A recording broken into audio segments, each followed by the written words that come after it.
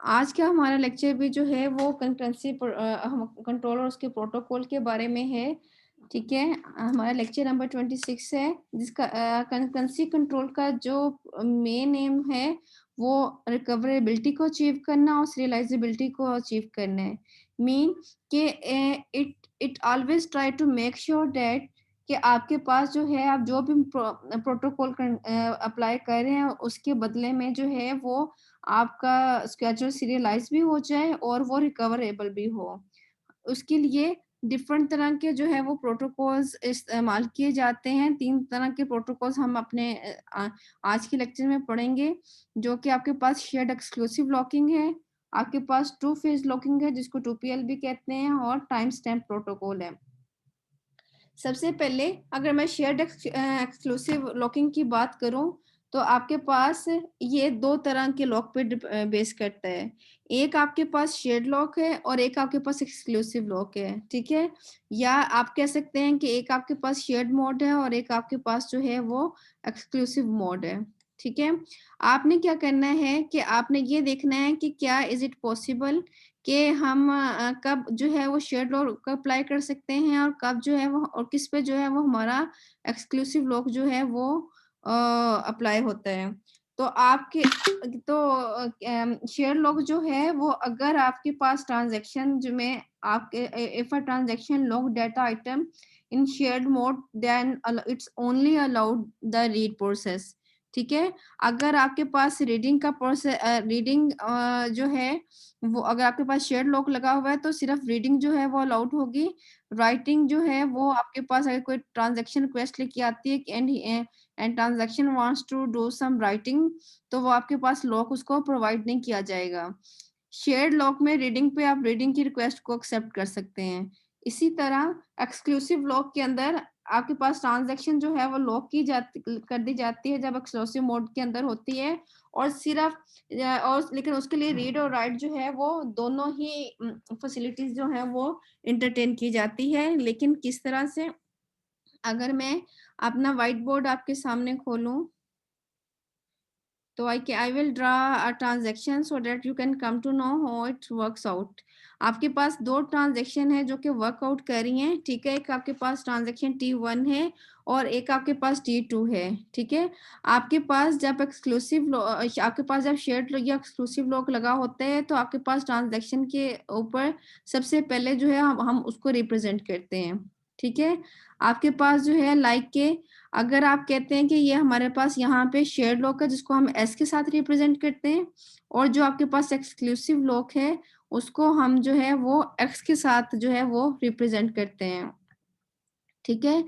इससे पहले मैं आपको एक और बात भी बता दूं कि आपके पास एक कंपैटिबिलिटी टेबल होता है जिसकी जब किसी ट्रांजैक्शन को लॉक चाहिए होता है और वो रिक्वेस्ट सेंड करता है तो आपके पास जो कंकरेंसी कंट्रोल कंपोनेंट है वो चेक करते हैं कंपैटिबिलिटी टेबल से कि क्या हम उसको लॉक प्रोवाइड कर सकते हैं कि नहीं।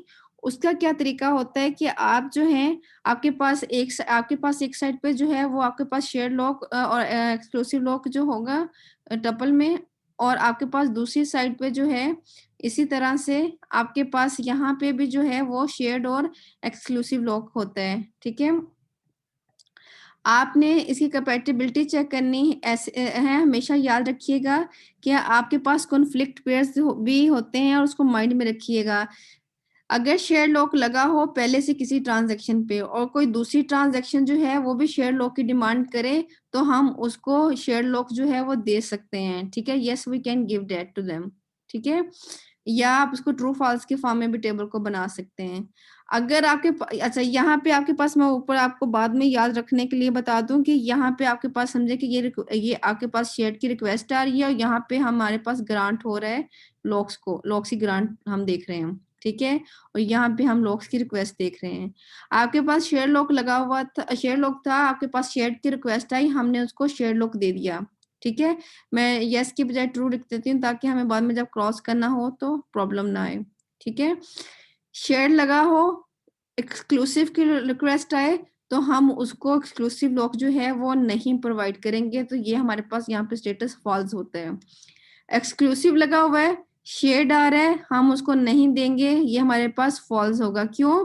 अब उसके पीछे हमारे पास कॉन्फ्लिक्ट पेयर भी हैं, क्योंकि मैंने आपको बताया कि शेड के अंदर हम मोस्टली जो है वो हम रीडिंग करते हैं, ठीक है, जबकि जो एक्सक्लूसिव है उसमें हम जो है वो रीडिंग और राइटिंग दोनों करते हैं, ठीक है। तो रीडिंग और राइटिंग का जो कॉन्फ्लिक्ट है उसकी वजह से हम उस कॉन्फ्लिक्ट से बचने के लिए हम जो है वो अपने लॉक्स प्रोवाइड नहीं करते हैं। इसी तरह एक्सक्लूसिव का भी लॉक जो है वो प्रोवाइड नहीं होता। तो इन शॉर्ट आपके पास जहाँ पे शेयर होगा सिर्फ वहां पे आपके पास कंपैटिबिलिटी टेबल के अंदर आप लॉक ग्रांट कर सकते हैं, अदरवाइज जो है वो लॉक जो है वो ग्रांट नहीं होता, ठीक है।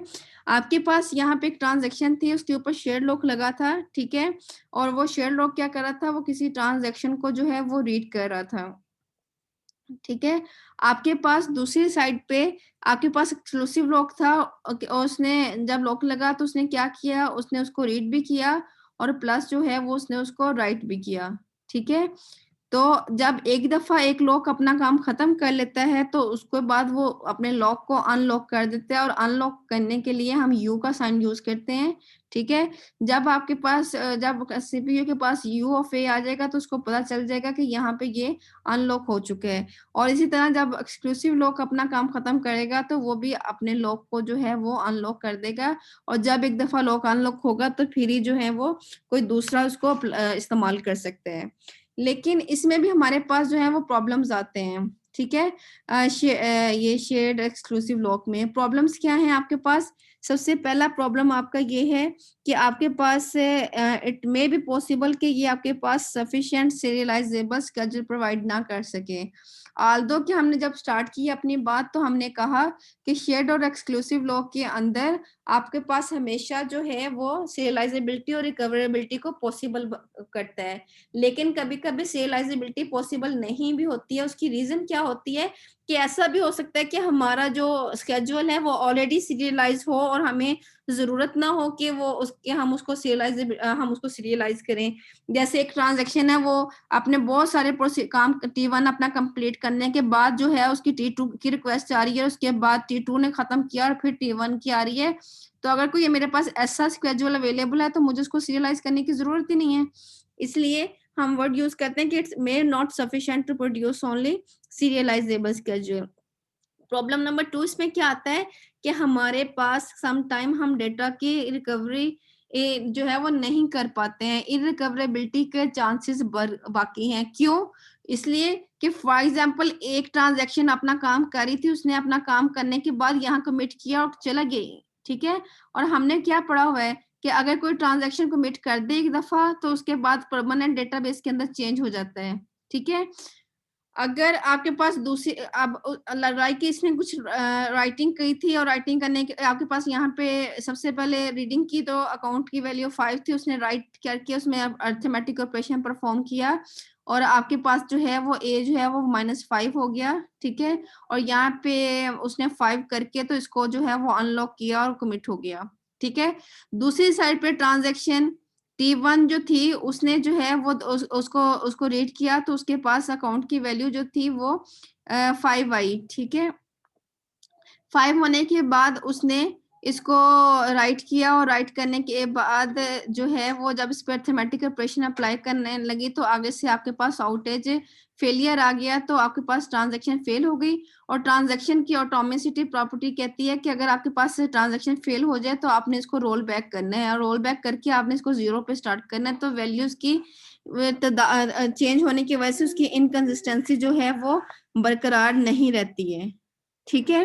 तो इसलिए जो है वो हम कहते हैं कि हमारा जो लॉक है वो आपके हमारा हमारा जो डाटा है वो इरिकवरेबल है।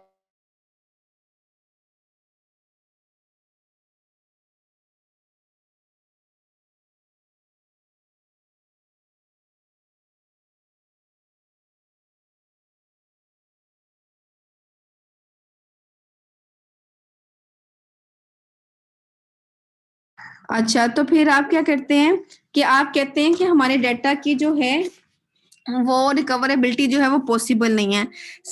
इसका थर्ड प्रॉब्लम जो है वो ये है कि आपके पास जो डेटा है वो डेडलॉक सिचुएशन में चले जाता है। ठीक है, डेडलॉक की सिचुएशन क्या होती है कि आपके पास जो है वो बहुत सारा वेट करना पड़ता है एक ट्रांजैक्शन को कंप्लीट होने में या उसको लॉक हासिल करने में। वो इतना सारा वेट होता है कि आपके पास जो इनसफिशिएंट इन्फिनिटी टाइम के अंदर जो है वो आपकी ट्रांजैक्शन चले जाती है।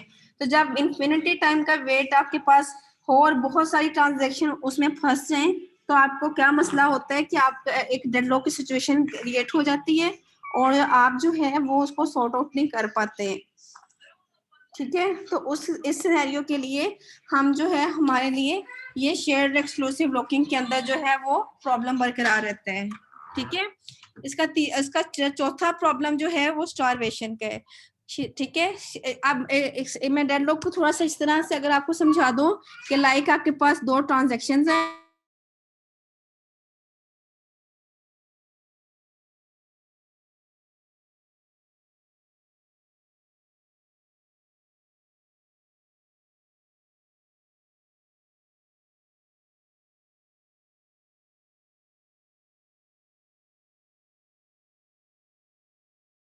आपके पास दो ट्रांजैक्शंस हैं। ठीक है, एक के ऊपर थोड़ा वो एक्सक्लूसिव लॉक लगा हुआ था। ठीक है, ट्रांजैक्शन ए के ऊपर, ट्रांजैक्शन टू ने भी एक्सक्लूसिव लॉक मांगा बी के लिए। ठीक है, क्योंकि ये एक डिफरेंट ट्रांजैक्शन के लिए था, वहां पे वो ए पे लगा था, यहाँ पे बी था, तो कोई इशू नहीं है, वो उसको ग्रांट कर देगा और यहाँ पे भी उसको जो है वो ग्रांट कर देगा।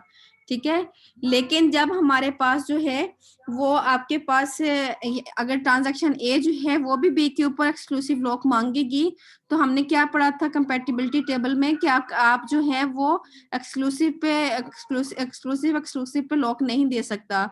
तो सेम ट्रांजैक्शन पे जब लॉक मांगा जाएगा तो उसको वेट करना पड़ेगा तब तक जब तक जो है वो आपके पास वो अनलॉक नहीं कर देती ट्रांजैक्शन बी, तो इसको वेट करना पड़ा। ठीक है, इसके वेट करने के बाद आपके पास यहाँ पे जब ट्रांजैक्शन टू जो थी उसने एक्सक्लूसिव लॉक मांगा ए के ऊपर, तो इसको भी ग्रांट नहीं हुआ क्योंकि अभी तक जो है वो इसने इसको रिलीज नहीं किया, तो इसको भी वेट करना पड़ेगा। और इसी तरह अगर आपके पास कोई और आती है उसको भी वेट करना पड़ता है, तो हम एक इनफाइनाइट टाइम लूप में चले जाते हैं जिसमें हम कहते हैं कि हमारे पास जो है वो डेडलॉक अकर हो गया है। ठीक है, चौथा प्रॉब्लम ये है कि आपके पास यहाँ पे स्टारवेशन का प्रॉब्लम रहता है। स्टारवेशन का मतलब ये है कि आपके पास जो है वो वेटिंग टाइम तो होता है एक ट्रांजैक्शन का, लेकिन इतना ज्यादा नहीं होता। ठीक है, आपको यहाँ पे तो हम लाइक के बार बार हम वेटिंग टाइम के लिए हम तब तक कब वेट करें जब तक हमारे पास पिछला रिलीज नहीं हो रहा और फिर अगला हमें लॉक जो है वो रिक्वेस्ट आ गई है और अभी पिछले ने रिलीज नहीं किया और इस तरह मिल मिल के काफी सारे बन गए हैं। लेकिन स्टारवेशन के अंदर क्या होता है, मिसाल के तो उसमें वेट होता है लेकिन इनफिनिट टाइम के लिए नहीं होता। लाइक आपके पास दो तीन ट्रांजैक्शन है वो एक टाइम के ऊपर वर्क कर रही हैं। मैं स्टारवेशन समझाने लगी हूँ आपको कि वो क्या होता है। चलें चार ट्रांजैक्शन कर लेते हैं मजीद आसानी के लिए। कि सबसे पहले आपके पास क्या सिचुएशन थी कि आपके पास जो था वो T2 के पास लॉक था और T2 ने एक शेयर लॉक लगा दिया है पहले। ठीक है, और उसने कहा कि आपके पास जो है वो एक के ऊपर जो है वो शेयर लॉक लगा हुआ है। ठीक है, उसके बाद वो अपना अपना काम कर रहे हैं। ठीक है, आपके पास इतने में आप जो है वो T1 आया और T1 ने जो है वो इसके ऊपर एक्सक्लूसिव लॉक की डिमांड की। तो हमने कंपैटिबिलिटी टेबल में क्या पढ़ा था कि शेयर्ड के ऊपर एक्सक्लूसिव नहीं मिल सकता, तो इसको क्या करना पड़ेगा, इसको वेट करना पड़ेगा। ठीक है, आपके पास उसके बाद जो है इसका इसका वेटिंग टाइम जो है वो जारी है। उसके बाद लाइक ट्रांजैक्शन जो T3 थी उसने जो है वो शेयर लॉक मांगा ए के ऊपर ही। ठीक है, हमने क्या पढ़ा था, शेड पे शेड मिल सकता है, बिल्कुल मिल सकता है। ठीक है, लेकिन कब मिलेगा, लेकिन इसकी प्रायोरिटी ज्यादा हो गई जैसे ही ये जो है इसको अनलॉक करेगा अपने लॉक को, तो अब हम वो वाला ये जो लॉक है ये हम इसको T1 को नहीं देंगे। ठीक है, हमने ये लॉक जो है ये T1 को जो है वो नहीं देना। ठीक है, क्योंकि इसके शेड पे हम शेड को लॉक दे सकते हैं, इसलिए ये वाला जो लॉक है ये इसको जो है वो ग्रांट हो जाएगा।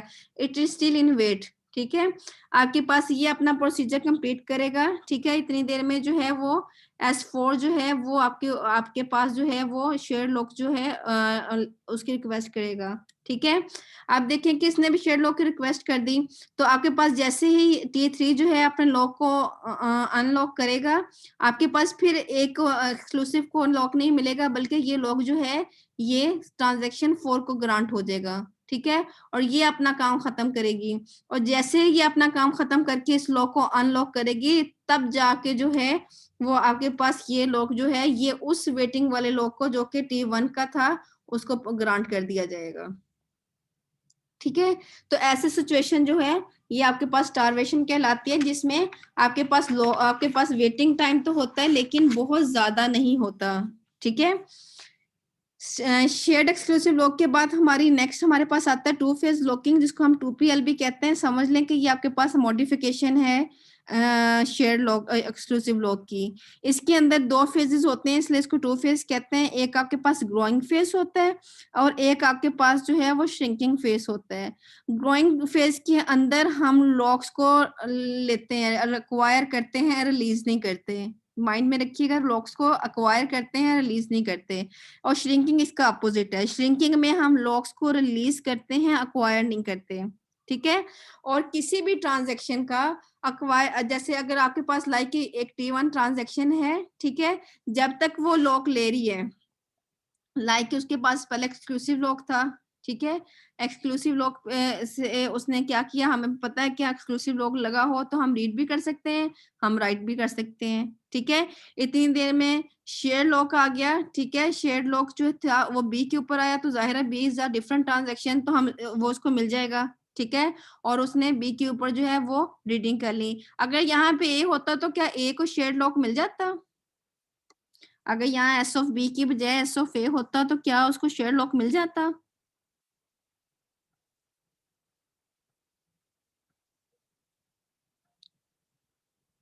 क्लास में आपसे पूछ रही हूँ। मैम नहीं। क्यों?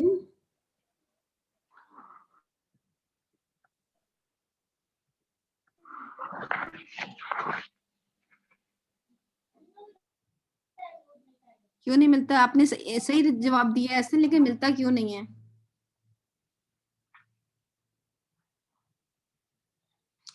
क्योंकि हमने कंपैटिबिलिटी टेबल के अंदर पढ़ा है कि हम सिर्फ शेयर्ड पे, अगर शेयर्ड पे शेयर्ड दे सकते हैं, शेयर्ड पे ना एक्सक्लूसिव मिलेगा, ना एक्सक्लूसिव पे शेयर्ड मिलेगा, और ना एक्सक्लूसिव पे एक्सक्लूसिव मिलेगा। अभी हमने कंपैटिबल टेबल जो है वो देखा है। लेकिन अगर कोई डिफरेंट ट्रांजैक्शन है तो वो उसका उससे कोई काम नहीं है, यानी कि अगर यहाँ पे एस ऑफ ए की डिमांड आती तो फिर हमें प्रॉब्लम होती, हमने उसको शेयर नहीं देना था। लेकिन आप देखिए इसमें जितने भी लोग ग्रांट हो रहे हैं वो सारे डिफरेंट ट्रांजेक्शन के ऊपर हो रहे हैं। ये बी पे ग्रांट हो रहा है, ये सी पे ग्रांट हो रहा है।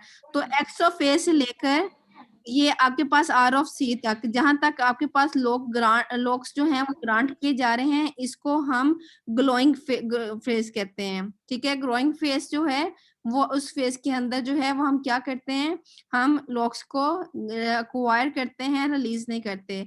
जैसे ही लॉक रिलीज होना शुरू होते हैं, हम कहते हैं कि हमारा श्रिंकिंग फेज जो है वो स्टार्ट हो गया। श्रिंकिंग फेज के अंदर हम लॉक्स को रिलीज कर देना शुरू कर देते हैं, एक्वायर करना शुरू नहीं करते हैं। ठीक है, अब आपके पास मिसाल के तौर पे जो है वो एक मिसाल ले लेते हैं कि आपके पास ट्रांजैक्शन T1 है जो कि रीड और राइट का ऑपरेशन परफॉर्म करिए।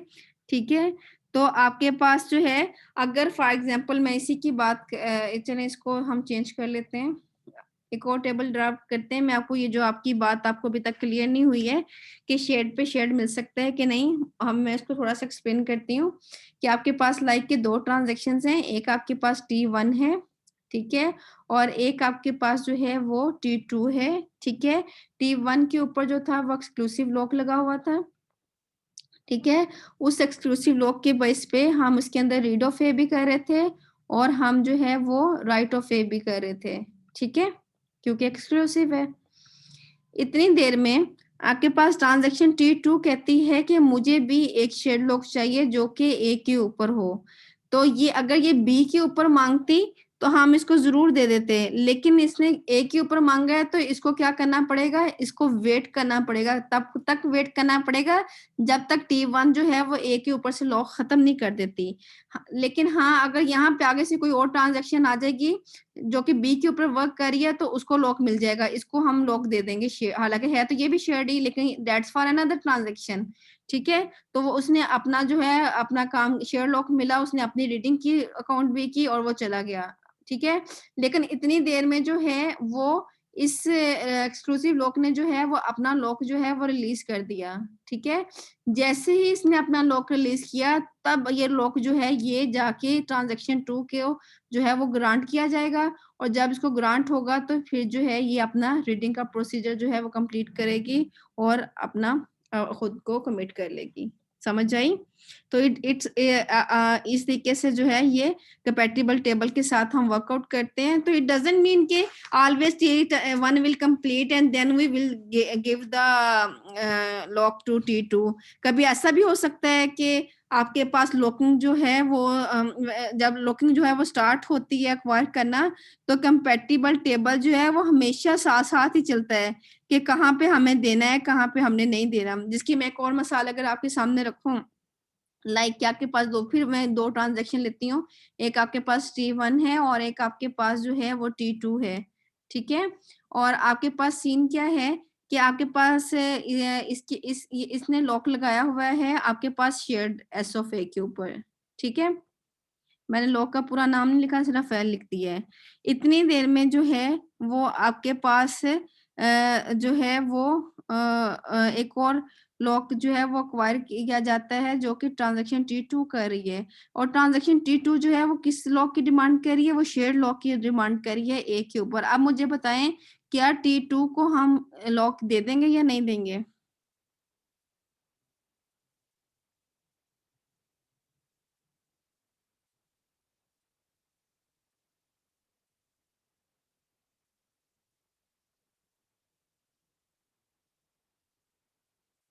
क्लास बताएं क्या हम T2 को देंगे या नहीं देंगे? यहाँ पे एस ऑफ ए लगा हुआ था ऑलरेडी और T2 ने भी एस ऑफ ए मांगा, क्या हम दे सकते हैं?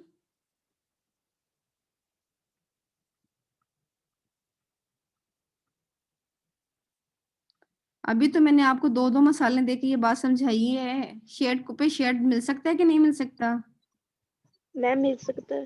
तो फिर यही तो मैं बेटा पूछ रही हूँ कि इसको तो हम ग्रांट करेंगे, शेड पे शेड मिल सकता है।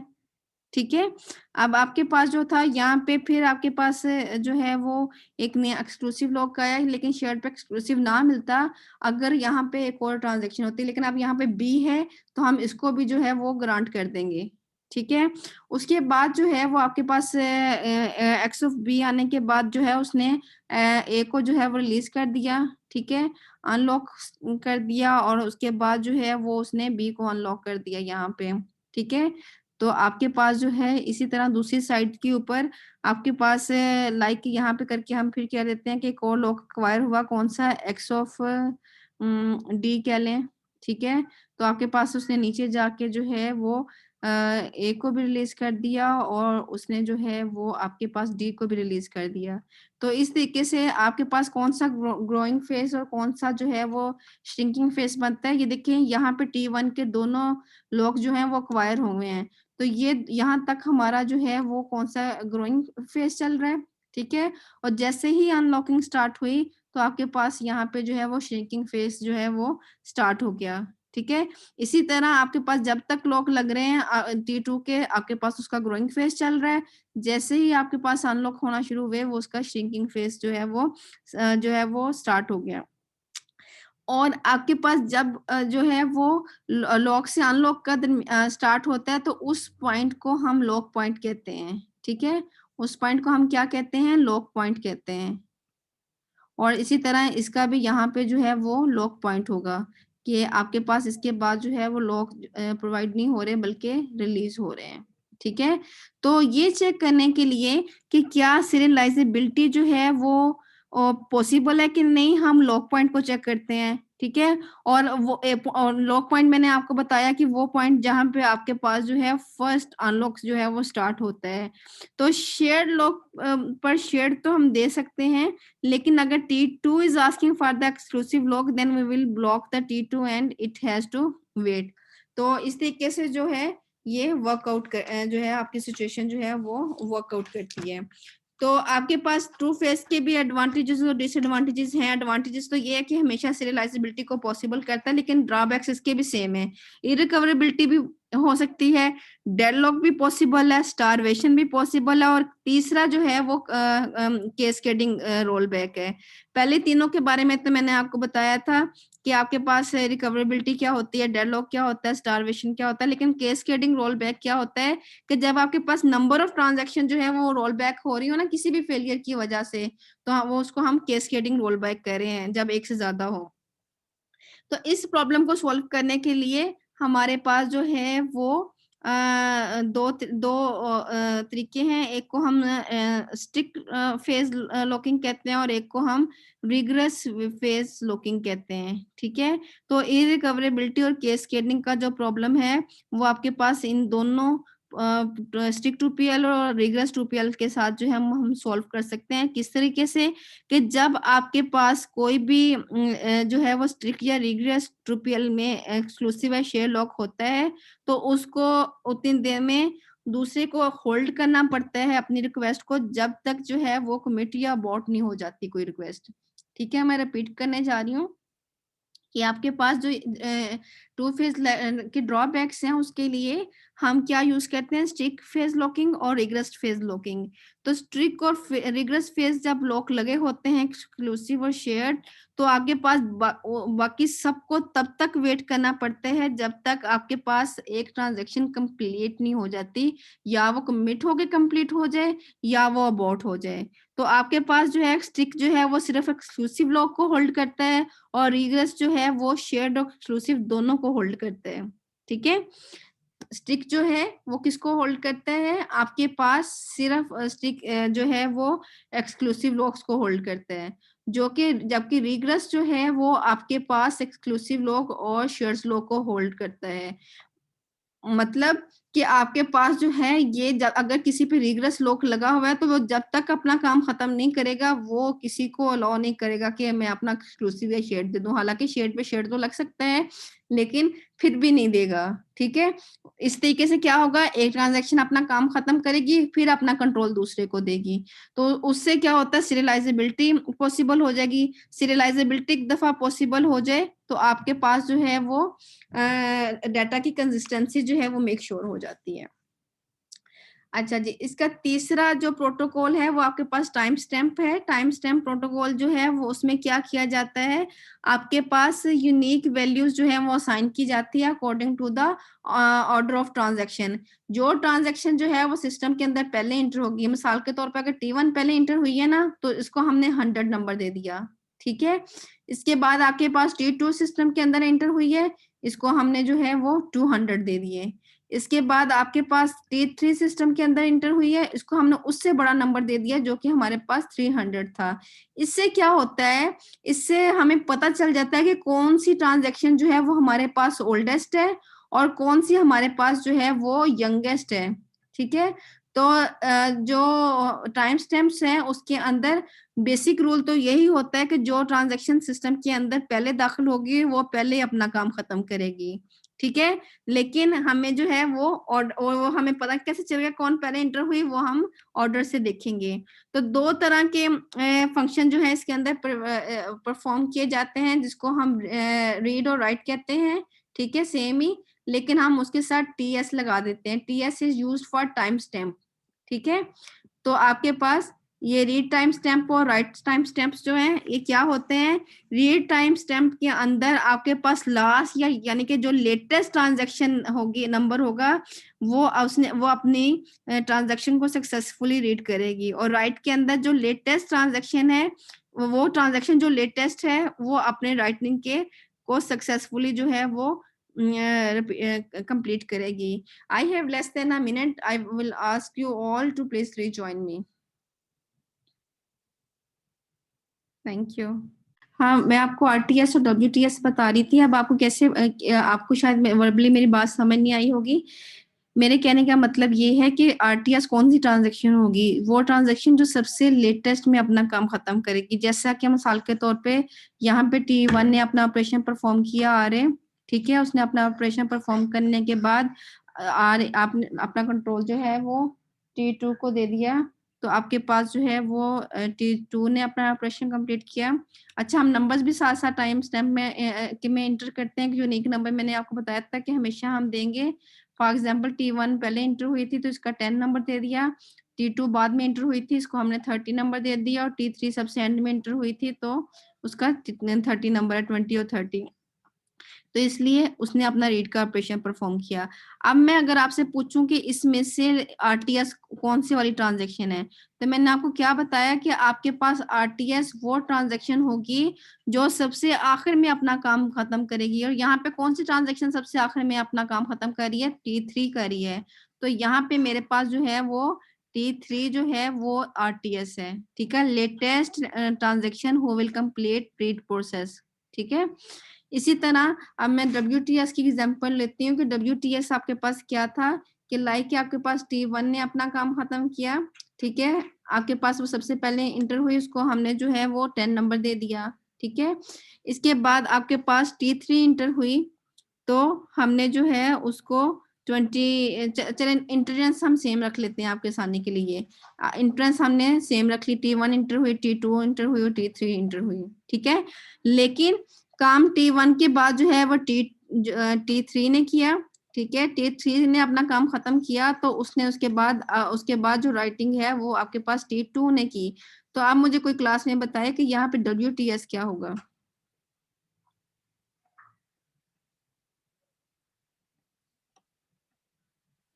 राइटिंग टाइम स्टैम्प किसका होगा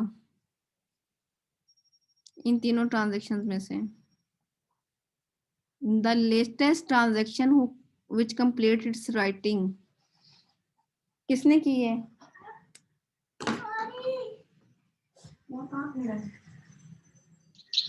T2। जी बिल्कुल आपने सही कहा, T2, शाबाश। आपके पास T2 जो होगी वो यहाँ पे जो है वो WTS है।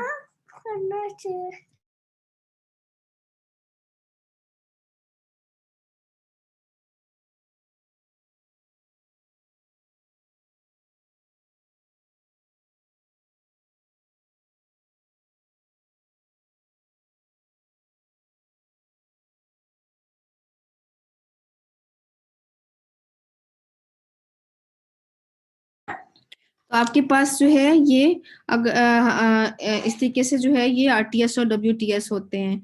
आपके पास इसके अंदर जो सबसे इम्पोर्टेंट एक और चीज होती है वो इसके रूल्स होते हैं, ठीक है। रूल्स को मैं आपके सामने राइट करती हूँ ताकि आप इसको अच्छे तरीके से समझ सकें।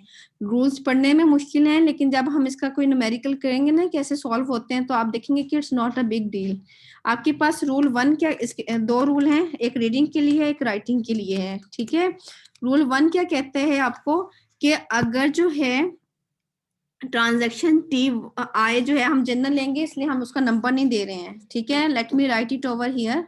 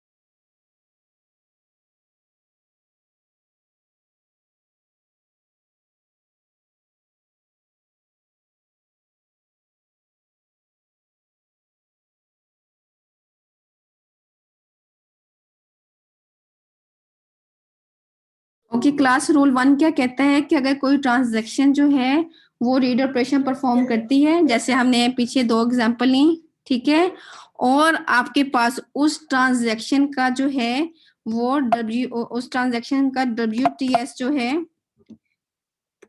वो आपके पास जो है वो ग्रेटर देन है किससे, उस ट्रांजैक्शन के अपने टाइम से, ठीक है।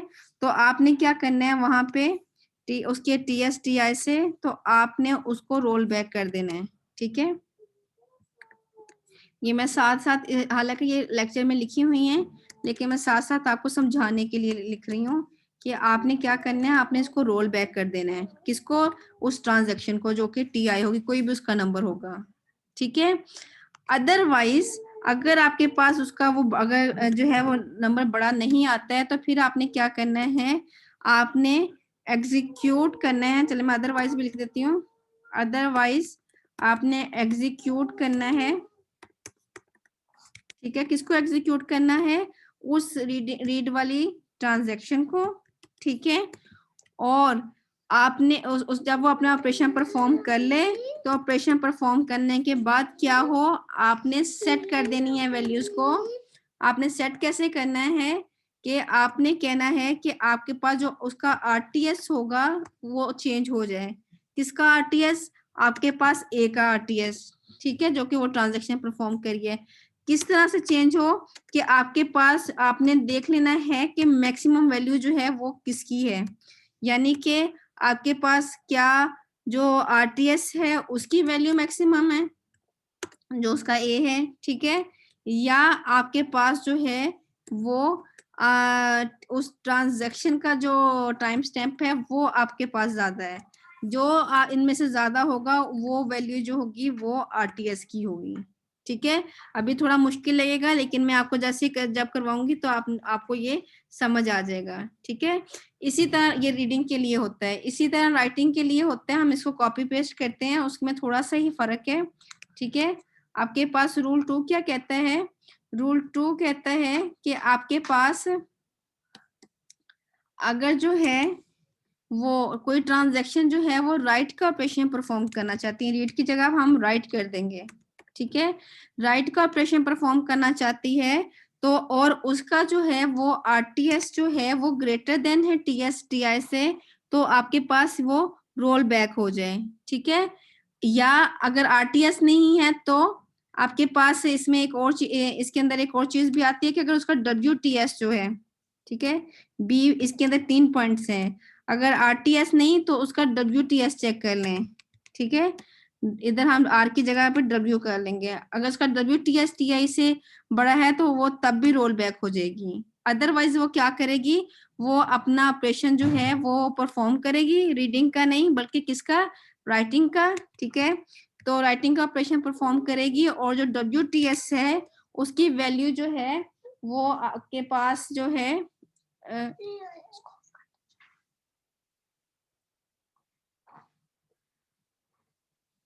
और आपके पास उसकी वैल्यू जो है WTS की वो चेंज होके यहाँ पे उसके पास ऑप्शन नहीं होती, वो TSTI की इक्वल हो जाती है।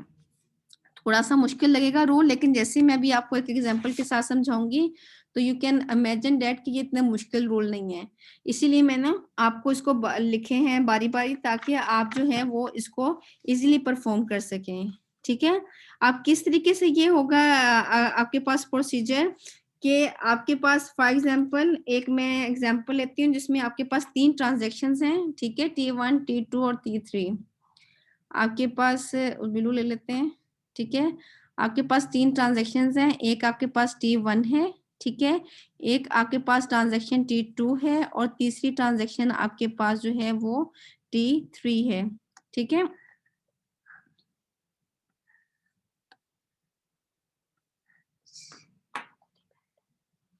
आपके पास T1 जो है उसने रीड का ऑपरेशन परफॉर्म किया,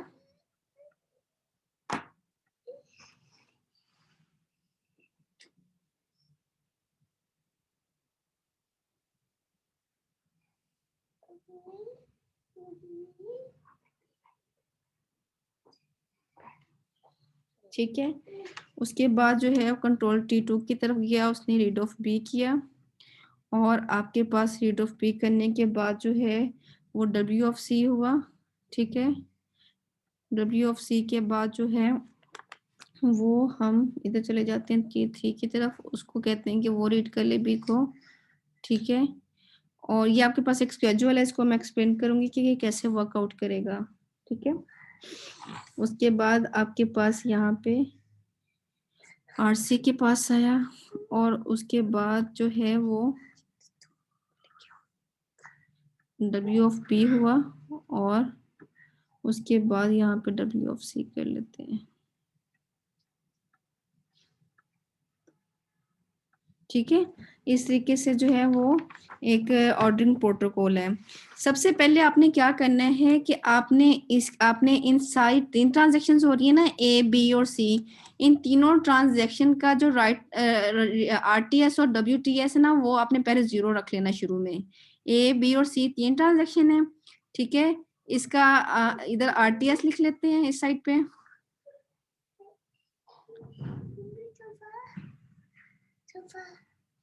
लेट जाओ। और यहाँ पे आपके पास WTS हो गया, लेके आओ iPad।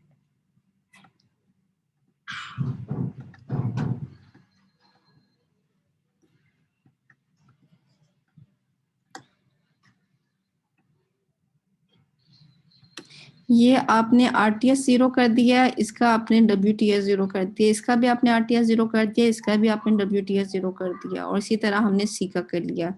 और प्लस हमने ये भी इमेजिन किया कि हमने, जाहिर है 3 ट्रांजैक्शंस हैं, तो वो जिस ऑर्डर से इंटर होंगी तो हमने क्या टाइम स्टेप में पढ़ा है कि उसको कोई ना कोई टाइम भी तो मिलेगा। इसलिए लाइक इसको 100 मिल गए पॉइंट्स, T1 पहले इंटर हुई थी, फिर T2 इंटर हुई थी, इसको 200 पॉइंट मिले हुए हैं, और इसको जो है वो 300 पॉइंट मिले हुए हैं। आप देखिएगा कि रूल कैसे वर्क करता है। सबसे पहले क्या हो रहा है, रीड हो रहा है, ठीक है। रीड ऑपरेशन हो रहा है, तो रीड ऑपरेशन, ठीक है। रीडिंग के ऑपरेशन में रूल फर्स्ट अप्लाई होता है। रूल फर्स्ट क्या कहता है कि अगर रीडिंग का ऑपरेशन होना है तो उसका WTS चेक करें। WTS कितना है RA का, RA का WTS कितना है क्लास, ये आपने मेरे साथ साथ वैल्यूज बतानी है। कितना है WTS RA का? 10 0 हो गया। और ट्रांजैक्शन ये T1 है, तो T1 का टाइम स्टैम्प कितना है? 100 100। तो क्या 0 100 से ग्रेटर है?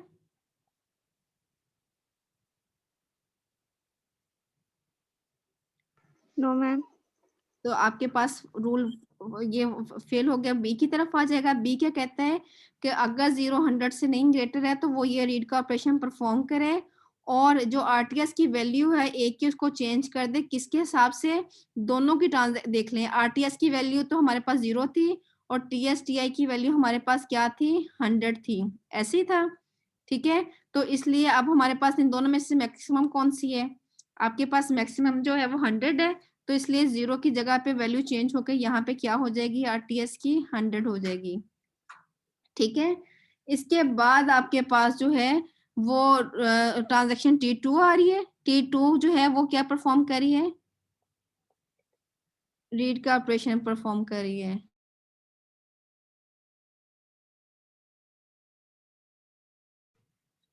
ठीक है। रीड का ऑपरेशन परफॉर्म कर रही है। फिर आपके पास रूल 1 आएगा। रूल 1 क्या फिर कहता है कि इसका WTS चेक करें। किसका WTS चेक करना है? हमने बी का करना है। बी का WTS कितना है? 0 है अभी, ठीक है। तो 0 जो है वो उसके TS से बड़ा है, उसका TS जो है वो T है, T2 का जो है वो कितना TS है हमारे पास? 200 है। तो क्या 0 200 से बड़ा है? नहीं, बड़ा नहीं है। तो क्या रोल बैक नहीं होगी? दूसरी बात, पहली सिचुएशन के बाद दूसरी में चले जाएगी। दूसरा क्या कहता है, उसका आरटीएस सेट करना है। किस तरीके से कि आरटीएस ऑफ बी कितना है? आरटीएस ऑफ बी अब यहाँ हमारे पास कितना है? 0। और टीएस T2 का कितना है? 200 है। तो कौन सी वैल्यू सेट हो जाएगी आरटीएस बी की? यहाँ पे क्या लिखूंगी मैं? 200। तो यहाँ पे हम 200 लिखेंगे, ठीक है। इसके बाद आपके जो है वो तीसरा ऑपरेशन जो है वो परफॉर्म हो रहा है किसका? RWC का, ठीक है। WC क्या कहता है कि आपके पास यहाँ पे राइटिंग परफॉर्म हो रही है। राइटिंग के लिए हमें रूल 2 देखना है। रूल 2 क्या कहता है कि अगर राइटिंग का ऑपरेशन जो है वो परफॉर्म हो रहा है तो आपने उसका पहले आरटीएस चेक करना है। कौन सी ट्रांजैक्शन का आरटीएस है? ये सी का आरटीएस कितना है? हमारे पास 0 है। ठीक है, 0 जो है अगर ग्रेटर देन है उस ट्रांजैक्शन के टाइम से, ट्रांजैक्शन जो है उसके कितनी है टाइम स्टैम्प उसका 100। ठीक है, 0 100 से बड़ा है तो रोल बैक हो जाए, लेकिन ये फॉल्स हो गई। ठीक है, हम दूसरी की तरफ आएंगे, इसका WTS चेक कर लें। सी का WTS कितना है? वो भी 0 है। यहाँ पे भी 0 जो है वो 100 से ग्रेटर हो गया। ठीक है, तो हमें यहाँ पे भी ये वाली कंडीशन भी जो है फॉल्स हो गई। हम तीसरी को चेक करेंगे। तीसरी क्या कहती है कि राइट का ऑपरेशन परफॉर्म हो जाए और उसकी वैल्यू को TSTI की वैल्यू से सेट कर दें। WTS AC कितना हो जाएगा? कौन से इसको कर रहा है परफॉर्म? इसको T1 परफॉर्म कर रहा है, तो WTS की वैल्यू यहाँ पे क्या हो जाएगी? 100 हो जाएगी, क्योंकि उसको जो है वो परफॉर्म कर रहा है। ठीक है, अब हम नेक्स्ट बात करते हैं। नेक्स्ट हमारे पास क्या है कि आपके पास WC के बाद चौथा ऑपरेशन जो है वो ये परफॉर्म हो रहा है R(B) का। ऐसे ही सीक्वेंस चल रहा है ना? क्लास समझ आ रही है? जी मैम। तो R(B) जो है वो रीडिंग का ऑपरेशन है। रीडिंग का ऑपरेशन क्या कह रहा है? रीडिंग का ऑपरेशन कह रहा है कि अगर आपके पास WTS जो है वो ग्रेटर देन है TSTI से, किस ट्रांजैक्शन का WTS चेक करना है? B का WTS कितना है? 0। ठीक है, क्या 0 जो है वो ग्रेटर है किससे? TSTI की कौन सी ट्रांजैक्शन परफॉर्म कर रही है? इसको T3 कर रही है, उसका 300 था।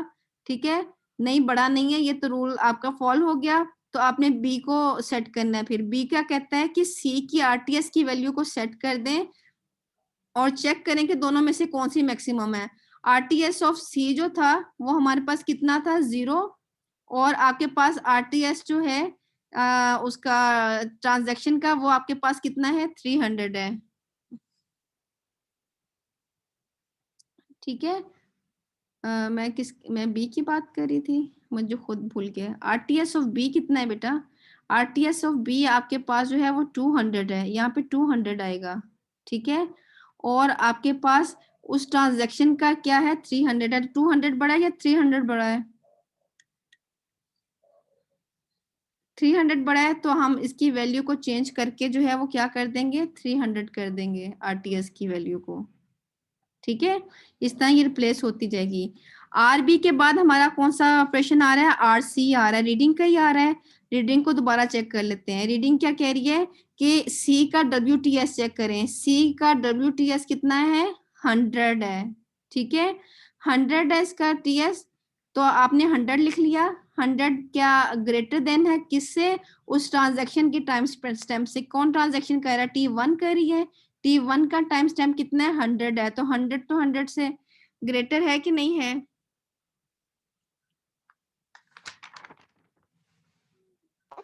और मैम इक्वल। एक सेकेंड, हम आरसी की तरफ जा रहे हैं। आरसी का क्या WTS कितना था? 100 था।